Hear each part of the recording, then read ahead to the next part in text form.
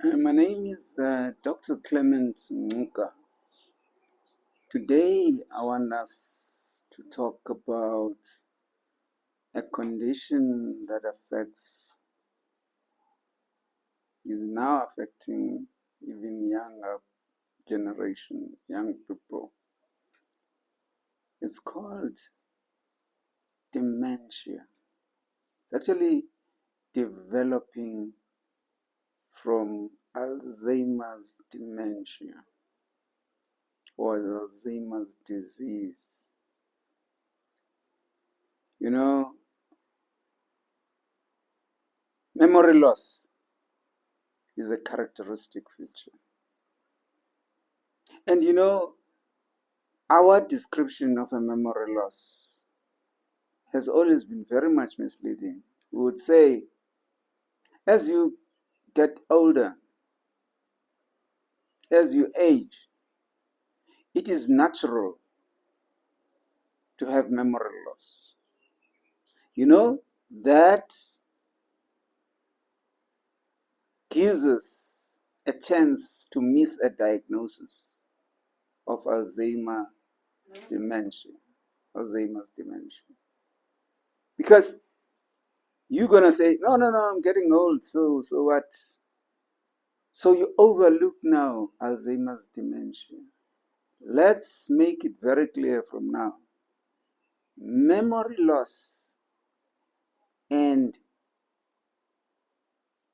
cognition loss. When you say cognition loss, you mean the thinking ability. You mean judgment. You mean learning. If all those go down, we call that cognition. And now cognition we argue that it has to go down as we are growing. There's a term that is often used called senility. Senility, it's an old term, means sort of aging. And we always associate it with the loss of memory. The truth is, we always associate it with cognition loss. In other words, loss of judgment, loss of ability to learn, loss of thinking, loss of, judgment, as we say. And that's not correct, actually. It makes us to be able to lose a very important diagnosis, and that is dementia or Alzheimer's disease or Alzheimer's dementia. Patients tend to lose memory as a characteristic feature of Alzheimer's dementia. Patients tend to be disorientated to time. It's in the afternoon. I think it's in the morning.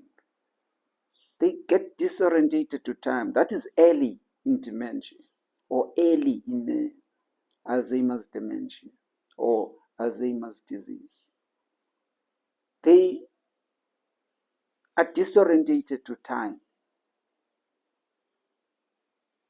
They are disorientated they get disorientated to place. But now, when they get disorientated to place, it's now moderate dementia or moderate Alzheimer's disease. And it's advancing, so to say. It is advancing, so to say. It's very important. We should have picked it up from disorientation to time. Now, if now they get disorientated even to place, They forget, they go out of the yard and they forget how to come back. They forget, home. We had a high school teacher, very good teacher, basic graduate. But he ended up not knowing his own place, his own home that he built with all the money that he accumulated during his work, when he was working as a teacher. He built a beautiful house, but he make one mistake, let him go out of the yard. He gets so disorientated to place and he doesn't even know his own home. So this is important. But talk to me and say, you get suspicious of everybody. You become suspicious of people. People are trying to sort of hurt you. People are planning to betray you. That kind of thing. We describe that. We say they are paranoid. Now tell me, how many people will try to be around you if you are like that? Surely people will try to run away from you because you are paranoid. You suspect them for everything. You suspect that they want to they want to hurt you. That kind of thing. So now what happens? What happens when people run away from you? Do you like that or don't you like that? You will not like it. So you become depressed. And what happens again? So one of the characteristic features of a person who's developing dementia or who's developing an Alzheimer's disease, Alzheimer's dementia, they become suspicious of everyone around them. And so they lose their contacts. They lose people who used to love them and used to like to be around him. He loses those relations. And because he loses those relations, he becomes depressed. So depression is one of, and it's a reasonable depression. There's a reason why he becomes depressed, because people are, they are running away from him. They don't want to be around him because they are worried that this one is going to think that I'm going to do this, I'm going to hurt him, I'm going to, that kind of thing. So that's one thing. They become paranoid, so to say. As it develops, this dementia, are you going to like it? If people are planning to hurt you, how are you going to be like to them? Are you going to be nice to them? Obviously, you're not going to be nice to them. You're going to be aggressive. You're going to be aggressive. And when you're aggressive, the more they run away from you. So this is a problem. This is a real problem. So as dementia is growing, you get people, this person who is experiencing this dementia or this Alzheimer's disease is being now ostracized, left alone. And when he's left alone, he becomes depressed. So this is understandable now because of what is actually happening. Now, you would like to know, they lose even the enthusiasm. How do you become enthusiastic when people are running away from you and when you are depressed? You can't be enthusiastic. They lose the enthusiasm. They even the language. They tend to repeat because they forget. They develop this forgetfulness, this amnesia, forgetfulness. And they tend to repeat words. And when they repeat words, once people notice that, they see him or her as being abnormal. He's repeating and. When he notices that people are seeing all these funny things about him, repetition of words, sometimes they find it's difficult for them to find the right words. So they start to stammer. It's difficult to find the right words. So language is affected. So this is a problem. Language is affected. And now, once they notice that, they tend to repeat words. We don't know. Could this be caused by a systemic condition? Could this be? What causes all this? This now is a problem. Because now we've got to think about causes now. What could be the cause of this? It has been found that when proteins are synthesized, the last development area is that of conformation.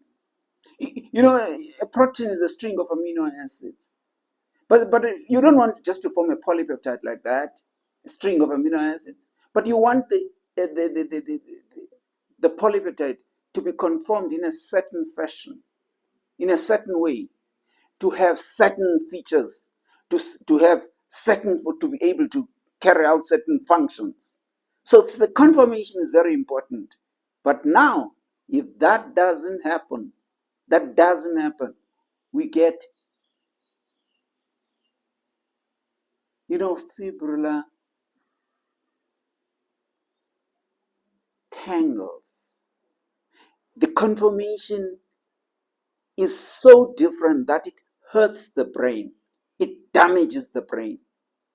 So neurofibrillar tangles. And this is the problem.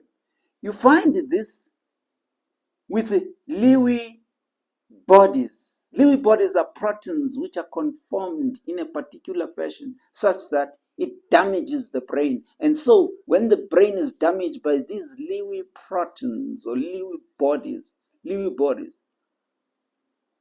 and we often see dementia. We often see this forgetfulness. We often see this impairment of memory. We often see this from this Lewy body. There are other proteins known as tau proteins.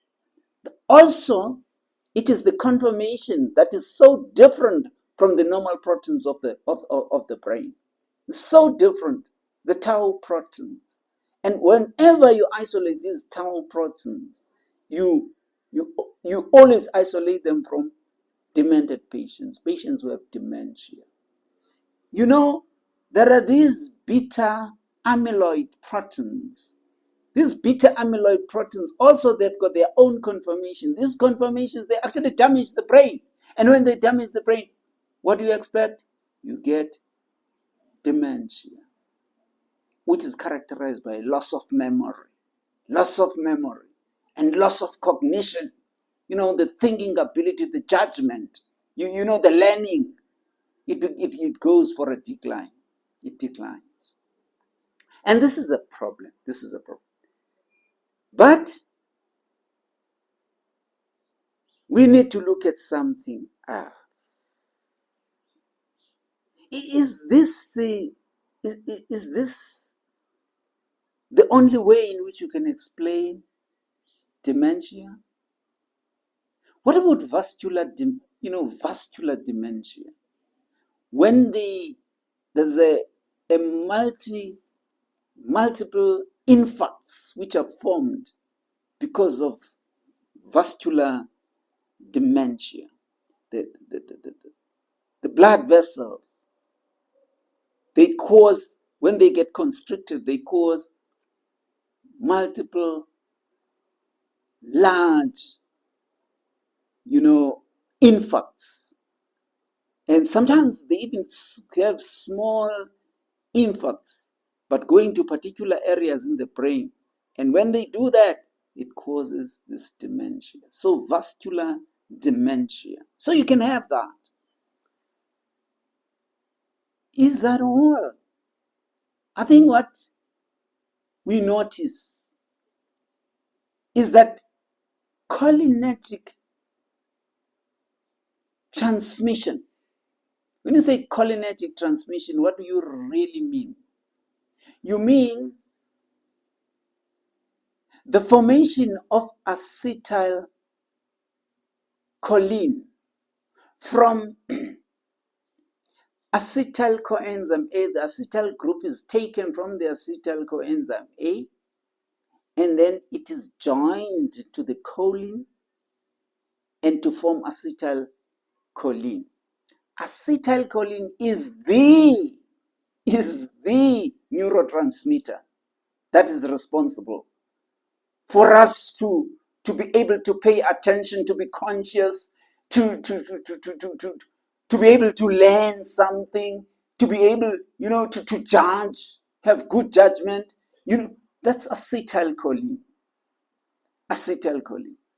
So acetylcholine is actually formed in the presence of acetylcholine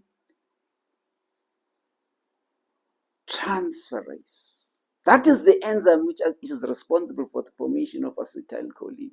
So when it is in scarcity, when there's reduction of acetylcholinesterase, acetylcholine transferase, when there's that, and that enzyme is lacking, it's going down,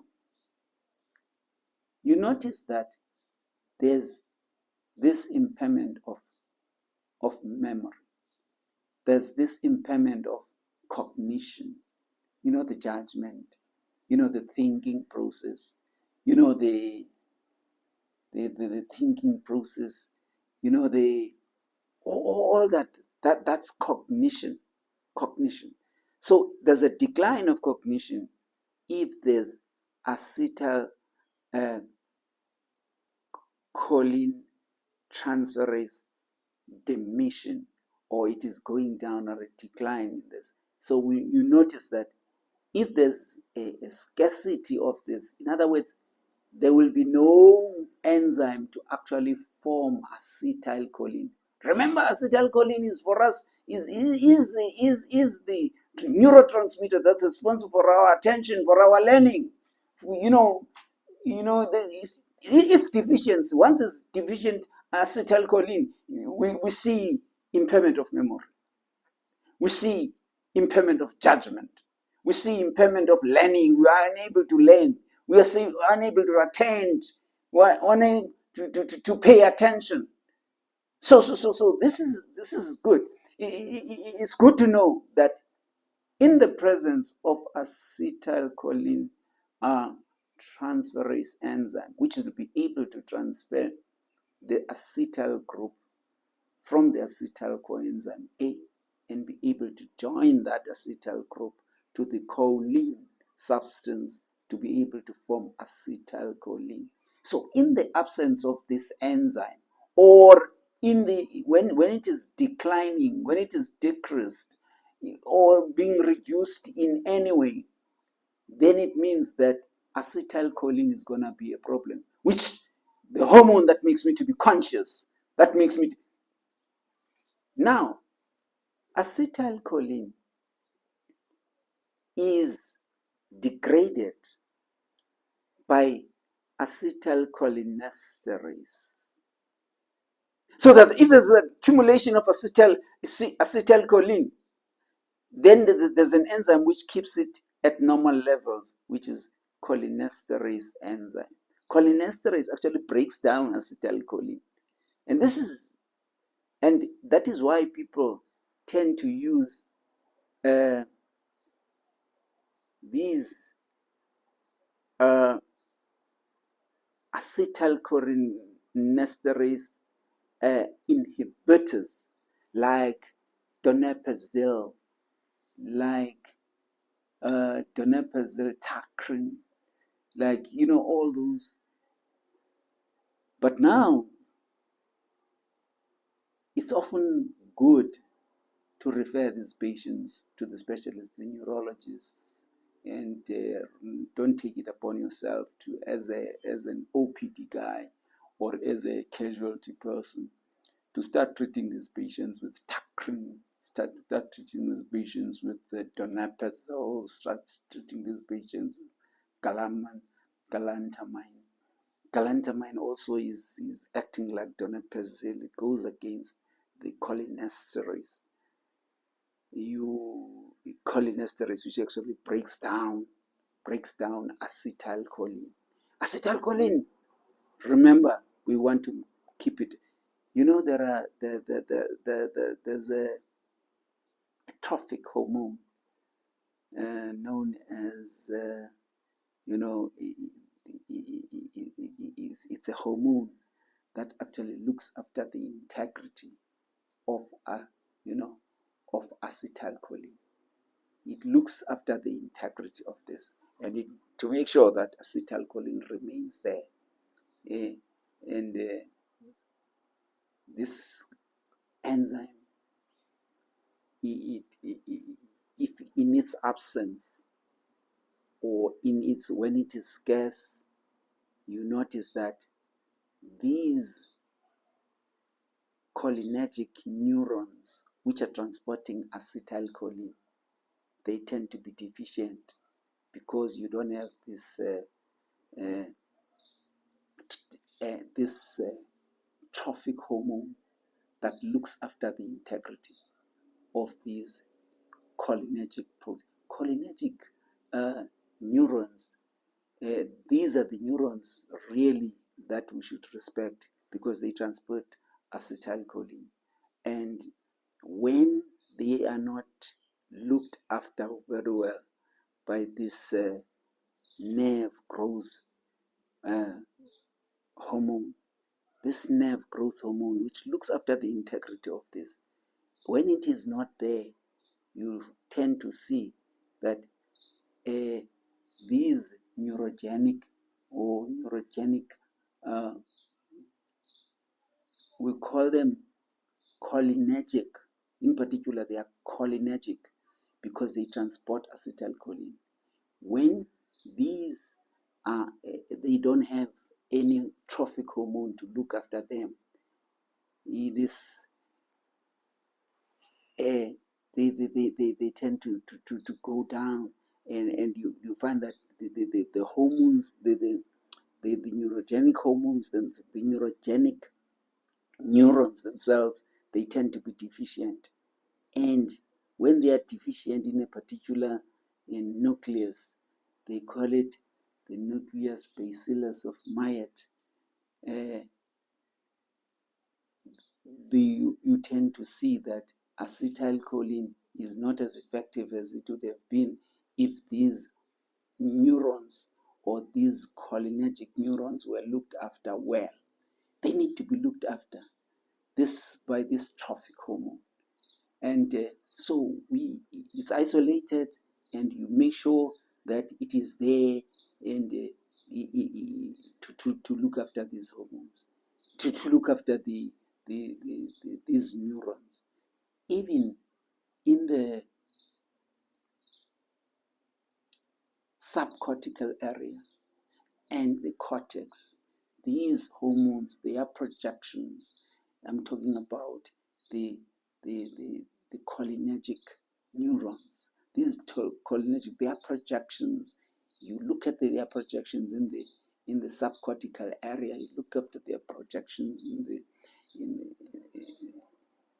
the cortex. In the cortex, if they are in there, very good, because it means acetylcholine will be able to reach that area. Now, if it's not there, that's a problem. So it's an area of investigation. It's an area of investigation whenever you see that the patient is losing memory, the patient is losing is losing, the cognition is declining.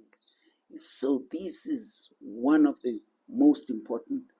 So the areas that we look at. So cholinergic neurotransmission is crucially important. It is crucially important because it is responsible for making sure that we are conscious, making sure that we are able to pay attention, to learn something, So acetylcholine, take that take that home. Acetylcholine. So we are worried about the cholinesterase, which breaks down this. Acetylcholine has got receptors, and receptors, there are two types of receptors, and they are called nicotinic receptors and muscarinic receptors. Nicotinic receptors, why they are called nicotinic receptors? They are called nicotinic receptors because they respond to nicotine. I'm talking about nicotine, the one that you find in your tobacco. Nicotine. And that is why patients develop, or people develop addiction to nicotine. It's because of these nicotinic, when they get used to this and they tolerate nicotine. But now, here we're talking about nicotinic receptors as receptors which are responding to acetylcholine. But muscarinic receptors, also it's a chemical. They respond to muscarinic, to these receptors, and acetylcholine goes to them and excites them. There are 3 of them. In fact, there are 5 of them, but 3 are crucially important for us because M1, or muscarinic receptor 1, is excitatory. M3 is excitatory, but M2 is inhibitory. So you will remember that acetylcholine, when we inhibit it, it's when there are high levels of acetylcholine being transmitted. So there has to be some form of inhibition to control the amount of acetylcholine that goes there. So acetylcholine has got to be inhibited by these M2 receptors. And this is important because now people, sometimes they use these. One of the reasons why we say cholinergic transmission is important is because if you use anticholinergic drugs, acetylcholine declines. And if it declines, what happens? What happens to the memory? Memory loss. So anticholinergic drugs are to be avoided when it comes to this, to patients who have got Alzheimer's disease or are developing dementia, because you want acetylcholine. You don't want anything that goes against acetylcholine. So anticholinergic drugs are to be avoided as much as possible. And this is something, that has got to be looked at. There's nothing as wrong as to be disorientated even to your own place. And you get lost. And then you have to be locked up in your yard. And some patients, they jump over the fence. They end up being locked up in the house. And, this angers them. They tend to be aggressive and all that. So this is the problem, dementia. And we tend to see it with younger people now. We don't know why. What is that? And also, there's a genetic. If there's a genetic defect, there's something called apolipoprotein. Apolipoprotein E. Apolipoprotein 1, 2, apolipoprotein. The ones that are important is apolipoprotein 2, 3, and 4. Apolipoprotein 2 and 3, they tend not to be important in terms of causing dementia. But apolipoprotein 4, all of them, those who have got that allele, who have got that gene, that allele, if you inherit that, they tend to have dementia. They tend to have dementia. This is now a genetic factor. A genetic factor, you get it from your parents. If you get from your parents apolipoprotein 4, then problems. Even there are other. It's not only that. Even there are other neurotransmitters like somatostatin, like dopamine, like noradrenaline, like neuropeptide Y. They once those are deficient, you tend to lose memory. So it's not only serotonin, it's not only, and there's also glutamate deficiency. Patients tend to lose memory. So you have to send the patient away to the specialist. Let them find out, is it glutamate deficiency that causes this memory loss? Is it somatostatin? Is it serotonin? Is it, you have to send them away. Don't deal with them as an OPD doctor. Thank you very much. Thank you very much for listening to me. And I hope you learn something. Thank you.